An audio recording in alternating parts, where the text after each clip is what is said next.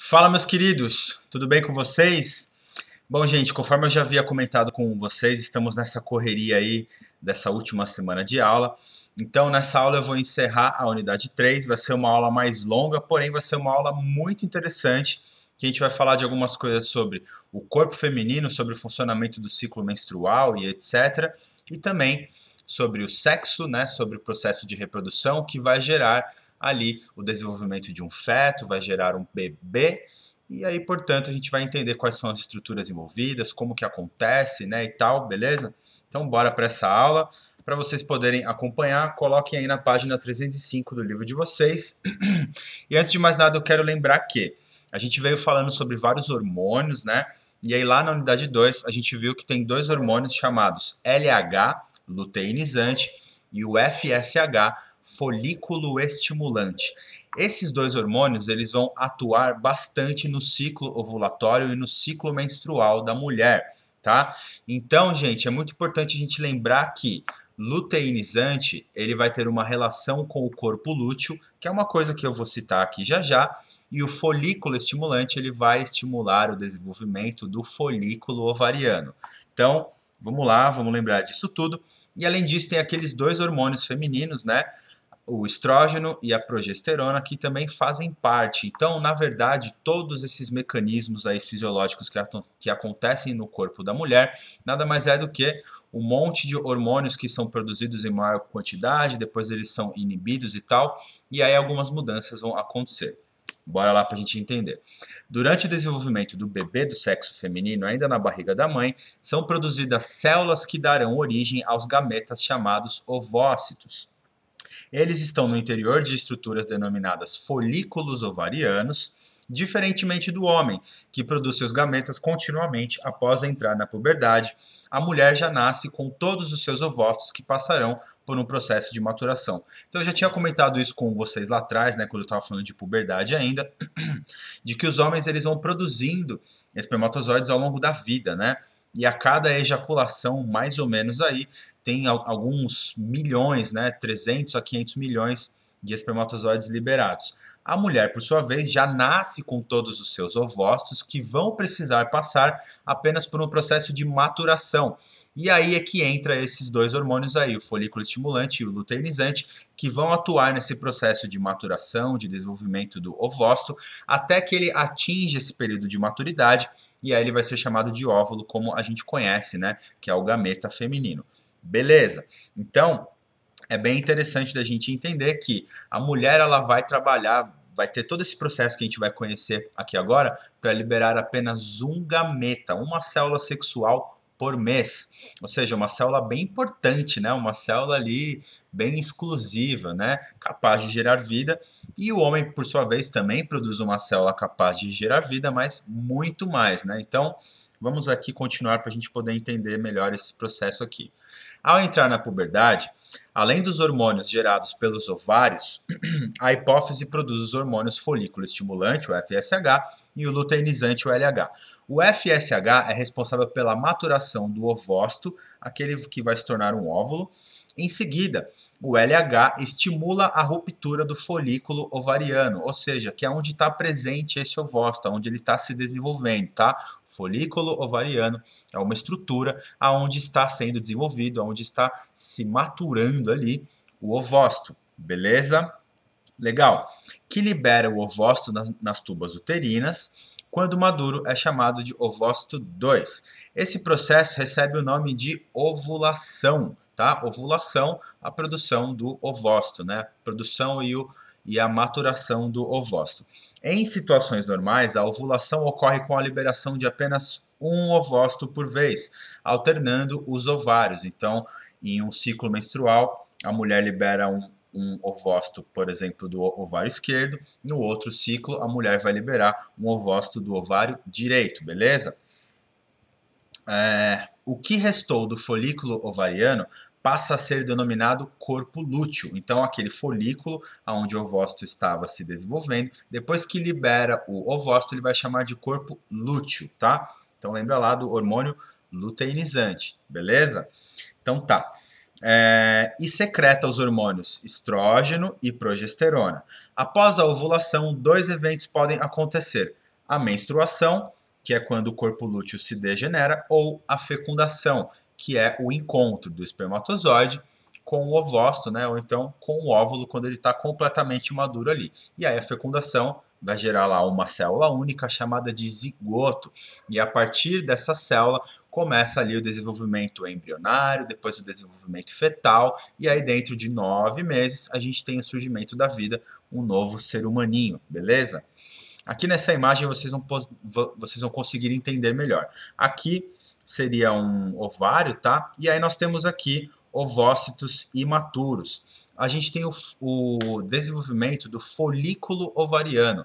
Percebam que ao longo do tempo, né, ao longo do ciclo ovariano, a mulher ela vai desenvolvendo ali um ovócito, vai maturando, né? Ele vai se tornando maduro ali, e aí então esse folículo ovariano ele vai se romper, liberando esse ovócito que vai se dirigir lá para a tuba uterina, onde ele vai se encontrar com o espermatozoide, no caso de uma relação sexual sem a proteção. Esse processo de liberação do ovócito é chamado de ovulação, tá bom? Acontece mensalmente no corpo feminino, beleza? Esse folículo aqui, né, como vocês estão vendo, que liberou o ovócito, ele vai ser chamado de corpo lúteo, depois quando ele libera ele lá, beleza. E esse corpo lúteo aqui, ele vai ser degenerado, caso não ocorra aí a fecundação, caso não haja, né, a intenção de formar um baby, né, ou seja, o sexo sem proteção. Belezinha, gente? Então, se não ocorre a fecundação, acontece o quê? A menstruação. Então, vamos lá. Durante a menstruação do durante a maturação do ovócito, os níveis do hormônio estrógeno aumentam, o que provoca o espessamento, ou seja, é como se fosse um engrossamento, né? E a vascularização do endométrio, que é a parede do útero feminino, beleza? O endométrio é a parede do útero, e aí mensalmente ele vai ficar mais espesso, ele vai ganhar ali uma maior vascularização, vai ser impregnado ali uma maior quantidade de sangue, beleza? Assim, o útero está preparado para receber e abrigar um possível óvulo fecundado.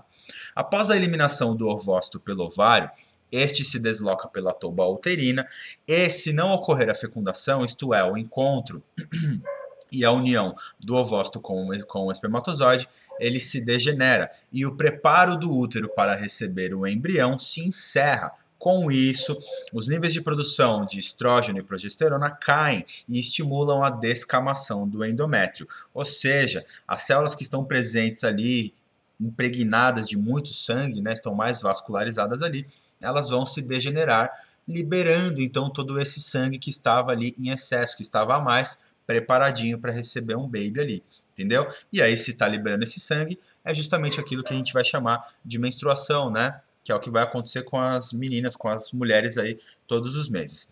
Com isso, os níveis de produção de estrógeno e progesterona caem e estimulam a descamação do endométrio. Este, por estar mais vascularizado, causa o sangramento da parede do útero e é eliminado pela vagina.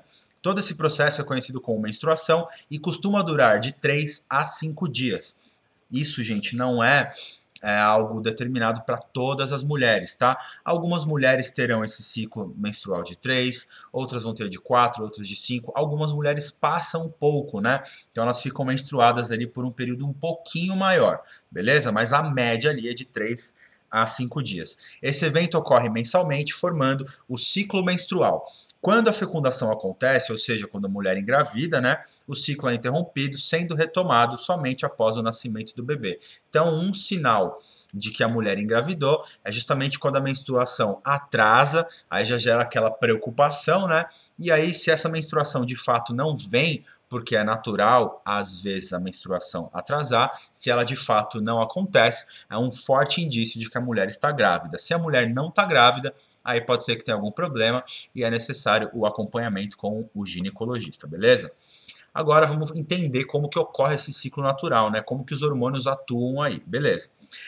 O ciclo menstrual é o período entre uma menstruação e a próxima. Costuma ser de aproximadamente 28 dias, podendo variar aí entre 25 e 31, como eu disse. Cada mulher tem um funcionamento ali específico, sendo regido pela liberação de hormônios para que o corpo se prepare para uma possível gravidez. O primeiro dia do ciclo menstrual é aquele em que ocorre a menstruação, dando fim ao ciclo anterior. Considerando o ciclo de 28 dias, durante a primeira metade do período, ocorre a fase folicular, né? A fase ali do folículo, beleza? Aquele que armazena o ovócito que está sendo maturado, que está se tornando maduro, com o amadurecimento do ovócito e o espessamento do endométrio do útero. Por volta do 13º dia, ocorre o pico máximo dos níveis de LH, luteinizante, que dá início à ovulação, ou seja, a liberação do ovócito lá e a formação do corpo lúteo, aquilo que sobrou do folículo, tá? Na segunda metade do ciclo ocorre a fase lútea, tá bom? Em razão dos hormônios liberados pelo corpo lúteo, estrógeno e progesterona, o endométrio continua se desenvolvendo para o caso de uma gestação. Se ela não acontecer, o corpo lúteo se degenera e os níveis de progesterona e estrógeno caem, ocasionando, no 28º dia, uma nova menstruação que dá fim ao ciclo e inicia o seguinte. Então percebam, pessoal, que todo esse processo do ciclo menstrual, né, ele é basicamente em duas etapas. Nós temos ali a metade desses aproximadamente 28 dias, que é a fase folicular, ou seja, o folículo está maturando aquele ovócito, como nós já vimos, liberou lá o ovócito nessa fase, nesse processo chamado de ovulação. Legal. Aí vai formar o corpo lúteo. Caso não haja fecundação, esse corpo lúteo vai se degenerar e a parede do útero, o endométrio, começa a descamar, liberando então todo aquele excesso de sangue, ocasionando a menstruação, né? Liberando sangue pela vagina. Beleza, mas notem que aqui nós temos essas curvas, né, uma espécie de um gráfico. Percebam como ocorre uma variação na produção ou inibição dos hormônios ao longo do mês. Então, ó, o FSH e o LH, eles têm um pico de produção aqui por volta do meio do ciclo menstrual, assim como o estrogênio também atinge esse pico. Depois que ocorre a ovulação, a gente tem uma queda nesses hormônios aqui, e aí depois, quando a mulher termina esse processo de menstruação, você tem de fato um decaimento total desses hormônios que, iniciando um novo ciclo, eles voltam a subir. Então, por isso que é um ciclo, né? Ele acontece ali continuamente ao longo da vida da mulher, até que ela vai atingir ali a menstruação final, que é chamada de menopausa. Então, tem aquela primeira, que é a menarca, e a última, que é a menopausa, tá bom? Beleza. E aqui é a parede do endométrio, né? Que nesse primeiro momento aqui ocorre a descamação, a liberação do sangue e tal, o endométrio volta ao seu estágio inicial, e aí conforme esses hormônios eles vão atuando, ele volta a ficar impregnado, né? Ele volta a ficar altamente vascularizado, ele fica mais espesso, ele aumenta, é até característico das mulheres que estão passando aí pela fase de ovulação, elas ficarem um pouco mais inchadas, tá? Porque justamente ocorre toda essa vascularização e essa oscilação dos níveis hormonais. Uma coisa curiosa e interessante as meninas sabem muito bem disso, tá? Mas existe aquela tensão pré-menstrual. O que é essa tensão pré-menstrual?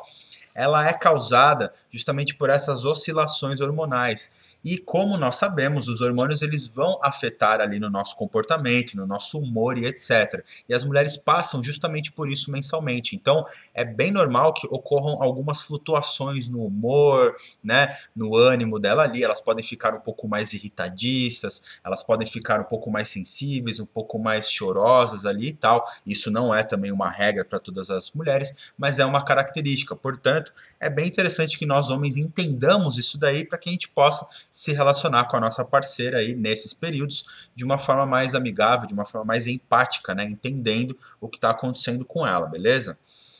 Então vamos lá. E aqui, ó, mostra, né, então esse espessamento aqui do endométrio, beleza? E o período fértil? Vamos lá.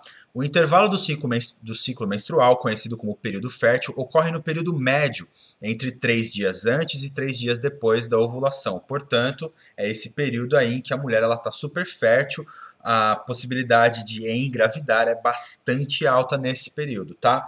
Quando as chances de acontecer a fecundação e a mulher engravidar são maiores se ela teve uma relação sexual sem a proteção, tá? Beleza. Sem a proteção, para não engravidar, né? Os métodos contraceptivos, tá? Esse intervalo de tempo é possível porque os espermatozoides são capazes de sobreviver durante aproximadamente 72 horas, ou seja, 3 dias no interior do corpo da mulher após a relação sexual. Assim, se a relação sexual for dentro desse período antes da ovulação, no dia em que esta ocorrer, os espermatozoides podem ainda estar vivos, tornando possível a fecundação. Em relações sexuais que acontecem após a ovulação, os espermatozoides são capazes de encontrar o ovócito na tuba uterina a caminho do útero antes de ser degenerado, o que também possibilita a fecundação. Deve-se considerar que podem ocorrer alterações nos níveis hormonais do organismo feminino, desregulando o ciclo menstrual e alterando seu período fértil. Portanto, é aquilo que eu havia comentado, né? Isso daqui é um tipo de padrão médio de funcionamento, tá? Haverá ali algumas oscilações, algumas diferenças de mulher para mulher, beleza? E isso também tem algumas interações com o ambiente que a mulher vive, se é um ambiente mais tranquilo, se é um ambiente mais tenso, né, mais estressante, com a alimentação dela, que pode também interferir, consumo de bebida alcoólica, tal, tem alguns fatores externos também que vão influenciar aí nesses níveis hormonais ao longo do ciclo menstrual, beleza? Agora vamos falar sobre as fases da reprodução humana, tá? Durante a relação sexual, a troca de carinhos provoca estímulos no homem e na mulher em razão de alterações hormonais. Aqueles carinhos, né? Aqueles amassos aí. Isso causa a ereção do pênis nos homens, enquanto nas mulheres é produzida uma secreção lubrificante liberada na vagina, que facilita a penetração. No pico de excitação ocorre o orgasmo, que causa a sensação de prazer no homem e na mulher também. Portanto, muito importante que os homens sempre pensem também no orgasmo feminino, tá bom? A gente, né, não estou falando aqui que vocês precisam experimentar isso daqui agora, tudo tem o seu tempo, né? Mas é bom a gente entender isso aqui e é bom nós, homens, também pensarmos no prazer feminino, tá? Isso é fundamental. Fisiologicamente, o órgão genital masculino promove contrações que expulsam o esperma para fora da uretra, ejaculando-o no interior da vagina. A mulher, por sua vez, sofre contrações em sua vagina e útero que auxiliam na impulsão do esperma até o útero para o encontro com o ovócito, beleza? E a fecundação, ela vai acontecer justamente por meio do encontro, né, do espermatozoide com o ovócito maduro, o óvulo. Então, na ejaculação, como eu havia comentado, aproximadamente 300 milhões de espermatozoides são liberados no canal vaginal da mulher, dos quais um número muito menor chega ao útero. Portanto, esse excesso de células visa garantir ali a perpetuação da espécie, né? Lembrando que é apenas um espermatozoide que vai fecundar um óvulo de modo geral, mas podem ocorrer ali outros eventos, né, causando, por exemplo, a fecundação de mais de um espermatozoide, né, um evento bem mais raro, e ainda assim pode ocorrer a formação de gêmeos, quando aquele zigoto vai se dividir em dois, e aí vai começar dois processos embrionários ali, beleza? Mas a gente comenta já já. Então tá, se a relação sexual ocorrer nos dias férteis da mulher, os espermatozoides encontram o ovócito e se aglomeram ao seu redor. No entanto, geralmente apenas um penetra o ovócito, que ao receber o gameta masculino, produz substâncias que impedem os demais espermatozoides que façam o mesmo. A penetração do espermatozoide no ovócito e a união dos seus núcleos é denominada fecundação ou então fertilização. O ovócito torna-se totalmente maduro nesse momento, sendo denominado óvulo. A união dos gametas origina o zigoto, que contém um único núcleo e é a primeira célula do futuro embrião.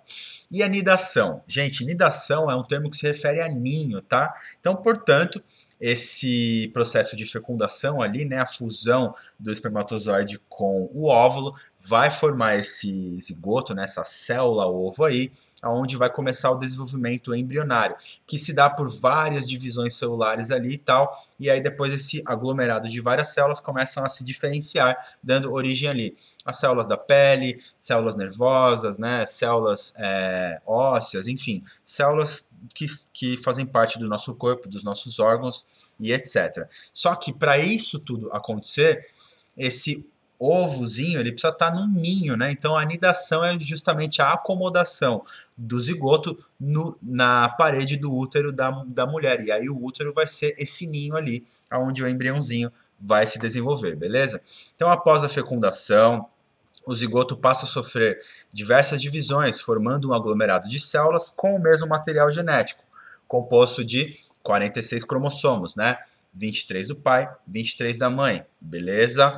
Que dará origem ao embrião. Ao mesmo tempo, o futuro embrião se desloca em direção ao útero. Lá se acomoda no endométrio, na parede do útero, processo conhecido como nidação. Após esse evento, inicia-se a gestação. Para que não ocorra a descamação do endométrio, o embrião secreta um hormônio. Olha que interessante, o embrião também atua nesse processo da gestação, né? Que é a gonadotrofina coriônica, o HCG, que age sobre o corpo lúteo, impedindo que ele se degenere. Assim, o corpo lúteo mantém constante a produção de progesterona e estrógeno, e a menstruação não ocorre, possibilitando que a nidação ocorra corretamente. Beleza? Então vamos lá, né? A gente tem aqui o ovário, né? A liberação lá do ovócito, beleza, ele vai se dirigir aqui para a tuba uterina, ele vai fazer esse rolezinho aqui. Quando o espermatozoide entra em contato com esse ovócito, né, com o óvulo, ele vai gerar então o zigoto, que é o resultado da fusão das duas células, gerando um único núcleo, que vai se dividir, vai se dividir, vai se dividir, como vocês estão vendo aqui, e ao longo desse processo de divisão, ele está passando aqui pela tuba uterina, que tem aquela zona que eu havia comentado na aula passada, que é a zona pelúcida, né, aquela zona que tem o epitélio ciliado, as células com vários ciliozinhos ali que vão empurrando então esse zigoto até o endométrio, até a parede do útero da mulher, onde ele vai se instalar ali e vai começar o processo de nidação, que é como vocês podem ver nessa imagem aqui. Legal? E a gestação, como que ela ocorre? Após a nidação, inicia-se o processo de gestação, também chamado de gravidez. Ela ocasiona diversas alterações no corpo da mulher, durante todo o período em que ocorre, de aproximadamente 9 meses ou 42 semanas. Nesse tempo, a mãe passa a apresentar desenvolvimento das mamas, que ficam maiores e produzirão leite após o nascimento do bebê. O tamanho do útero também se altera com o desenvolvimento do embrião, podendo chegar a 10 vezes o seu tamanho natural. Por isso que eu disse, né, que aquelas alterações, né, as características sexuais secundárias da mulher passam por esse alargamento do quadril para justamente, futuramente, quando essa mulher ela for gestar, né, caso ela queira, óbvio, ter um espaço ali para esse aumento significativo do útero para o bebê ficar bem encaixadinho ali, né? Para o feto, melhor dizendo, ficar bem encaixadinho ali. Beleza. Além disso, outras mudanças acontecem, como o aumento na quantidade de sangue no corpo, porque afinal o sangue ele é o veículo dos nutrientes, do oxigênio e etc. Também para esse embrião que está também para esse feto que está se desenvolvendo, tá? E aí lá no corpo da mulher tem alguns anexos embrionários, né? Que vão fazer parte, como por exemplo a placenta, né? O bebê ele vai se desenvolver ali numa estrutura para além do útero da mulher. Então, o útero é como se fosse uma casinha, mas tem algumas estruturas que estão em volta ali do baby que vão fazer parte desse processo de desenvolvimento fetal. Legal? Então, ao longo da gestação são formados os anexos embrionários, como a placenta, o cordão umbilical e o âmnio, né? Que é esse líquido que fica dentro ali, dentro da placenta, tá? Que auxiliam no desenvolvimento do bebê. A placenta é um órgão composto de tecidos da mãe e do filho. Entre suas diversas funções, realiza a secreção de estrógeno e progesterona, hormônios importantes para a continuação da gravidez. Ela também atua fornecendo oxigênio, nutrientes presentes no sangue da mãe, para o sangue do embrião, além de remover gases e excreções gerados pelo metabolismo do indivíduo em formação. Então é bem interessante, né? Porque a placenta ela vai funcionar ali como uma estrutura que vai levar elementos fundamentais e vai tirar ali resíduos, porque aquele feto já está meio que funcionando ali, né? Ele não está totalmente formado, mas tem coisas funcionando ali, né? Beleza. Legal. Além disso, a placenta serve como barreira contra micro-organismos e outras substâncias que possam prejudicar o bebê. Apesar das trocas de substâncias que ocorrem entre mãe e filho, o sangue de ambos nunca se mistura, em virtude da presença de uma barreira celular formada por uma membrana parcialmente permeável nesse anexo embrionário. Conectado à placenta está o cordão umbilical, responsável por levar o sangue com oxigênio e nutrientes da placenta para o embrião e realizar o caminho contrário, levando o gás carbônico e as excretas do embrião à placenta. A proteção do bebê contra choques mecânicos e ressecamento é realizada por uma bolsa chamada âmnio, que envolve o embrião e contém em seu interior um fluido conhecido como líquido amniótico, beleza? Tá? Então o bebê ele fica meio que nadando ali. E o desenvolvimento do bebê, como que ele acontece? As células que compõem o embrião se dividem e multiplicam-se continuamente, passando a se diferenciar entre si e formar ao longo da gestação tecidos distintos, órgãos e estruturas. Então é como eu falei, tem aquele monte de célula que foi formada por várias divisões e essas células elas vão ganhando funções, elas vão se tornando células especializadas. E aí com essa especialização das células vão constituir ali as diferentes estruturas que fazem parte do corpo de um ser vivo, beleza? Durante as primeiras 3 a 4 semanas são formados o sistema nervoso, cardiovascular, digestório e respiratório. Antes da 5ª semana já existem batimentos cardíacos e fluxo sanguíneo no embrião. Na 8ª semana encerra-se o período embrionário e de desenvolvimento e o embrião já passa a ser chamado de feto, iniciando-se o período fetal. Nesse estágio, o feto já apresenta uma aparência humana e tem seus primeiros órgãos formados, assim como os músculos que são capazes de se contrair, possibilitando a realização de movimentos, né? Então aquele chutinho, soquinho que o bebê faz lá na barriga da mãe, que o feto faz na barriga da mãe. Nessa nova fase ocorre o crescimento mais rápido do embrião até o dia de seu nascimento. Entre a 13ª e 15ª semana já é possível observar os órgãos genitais definindo o sexo. Beleza? Deixa eu só ver aqui o tempo da aula. Entre a 38ª e a 40ª semana de gestação, o embrião já apresenta todo o desenvolvimento necessário, bem como o tamanho e o peso adequados, estando pronto para nascer. Então, né, todo esse processo aqui, o corpo da mulher, a barriga vai aumentando à medida em que o feto vai aumentando lá dentro dela, né? Beleza? Bom, o parto é o processo final, né? Com o término do período de gestação, o feto está pronto para nascer. O corpo da mulher passa então a liberar hormônios como a ocitocina, dando início ao trabalho de parto, com o alargamento dos ossos da região pélvica e as primeiras contrações uterinas para poder expulsar aquele feto dali. Quanto maior é a quantidade de hormônio secretada, mais constantes e ritmadas ficam as contrações e mais dilatados ficam o colo do útero e o canal vaginal, que precisa de uma abertura considerável para um bebê passar ali, né? No caso de um parto normal. Beleza, nesse momento pode ocorrer o rompimento da bolsa amniótica, por isso que as mulheres falam, nossa, rompeu a bolsa, por quê? Porque vazou o líquido amniótico ali, né? Causando a liberação do âmnio pela vagina. No parto normal, né, que é chamado de parto natural, havendo a dilatação suficiente, as contrações uterinas empurram o bebê para fora do corpo, mas a mulher tem que fazer bastante força também, tá? Não sei se vocês já viram um vídeo de um parto, tá? Normalmente a primeira parte a sair é a cabeça, seguida do restante do corpo. Após a saída do bebê, o útero continua realizando algumas contrações mais leves para expulsar a placenta, ainda ligado ao bebê pelo cordão umbilical, beleza? Então nessa imagem aqui vocês veem aí esse processo da saída do baby e aí depois o que sobrou ali da placenta, né? Essa bolsona aí junto do cordão umbilical. O parto pode ser também realizado de uma forma chamada cesariana, que é um procedimento cirúrgico que, em virtude da anestesia, não envolve dor durante o nascimento do bebê. Nesse caso, é realizada uma incisão na barriga da mãe devidamente anestesiada, e tanto o bebê como a placenta são retirados. Por não ser um procedimento natural e que envolve o corte de camadas da pele na barriga e da parte do útero para tirar o bebê, a recuperação da cesariana é mais lenta, tá? Exigindo cuidados para que não ocorram infecções e para que a cicatrização se dê da melhor forma possível.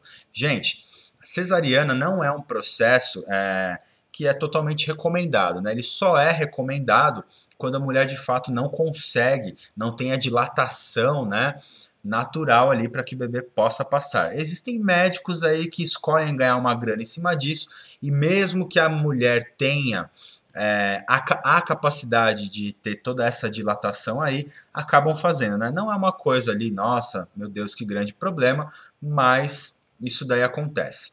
A amamentação, né, é aquilo que vai acontecer para poder fazer com que aquele bebê que acabou de nascer se desenvolva, é fundamental, né?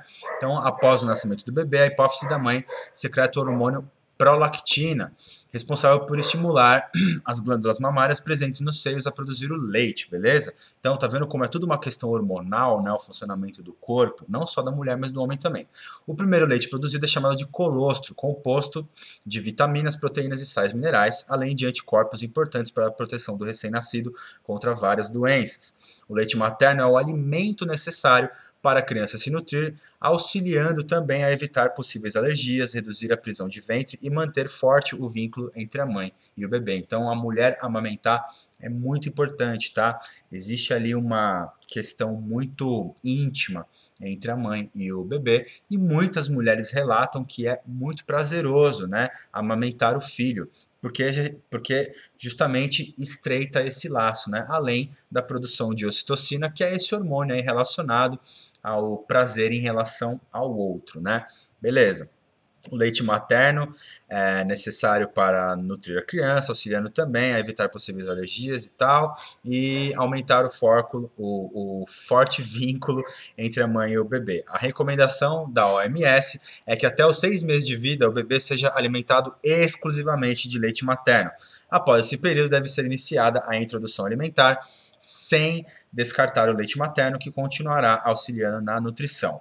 Algumas mulheres têm problemas, né, nas glândulas mamárias, elas não conseguem produzir leite ou o leite fica empedrado, ela não consegue liberar, sente muita dor e aí é muito difícil de amamentar o bebê e aí ela tem que partir então para algumas substâncias que são produzidas, né? Então é aquele leite sintético, né? Os NAN da vida e tem outros nomes aí também e tal, mas que são leites recomendados pelos médicos, né? É muito importante que seja um tipo de leite recomendado, e aí eles vão ter ali um equilíbrio de vitaminas, de sais minerais e de proteínas, já que a mãe não consegue dar o leite materno para o bebê por problemas, beleza?